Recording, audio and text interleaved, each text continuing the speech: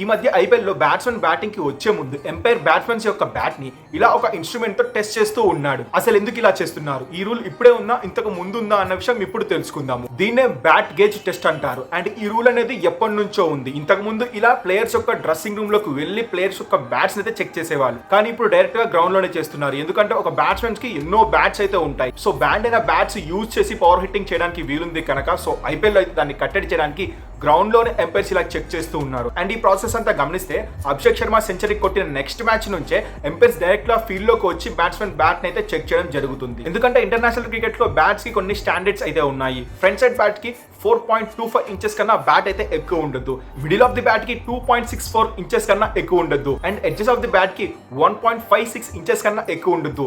And total bat యొక్క length వచ్చేసి top to bottom 38 inches కన్నా మించకూడదు. సో ఇవి ఇంటర్నేషనల్ క్రికెట్ లో బ్యాట్ యొక్క స్టాండర్డ్స్ అనమాట.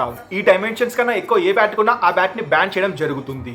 సో ఎంపైర్ అనే వాళ్ళు ఈ డైమెన్షన్స్ చక్కగా ఉన్నాయా లేవా అనేసి ట్రయాంగిల్ షేప్ లో ఉన్న ఇన్స్ట్రుమెంట్ ని బ్యాట్స్మెన్ బ్యాట్ యొక్క తీసుకెళ్తారు. సో ఆ ఇన్స్ట్రుమెంట్ ఫ్రీగా బ్యాట్ లోంచి మూవ్ అయితే ఆ బ్యాట్ పాస్ అయినట్లు. అప్పుడే ఆ బ్యాట్ కి అనుకూలిస్తారు బ్యాటింగ్ ఆడడానికి. ఇప్పుడు అర్థమైంది అనుకుంటా బ్యాట్ గేజ్ టెస్ట్ గురించి.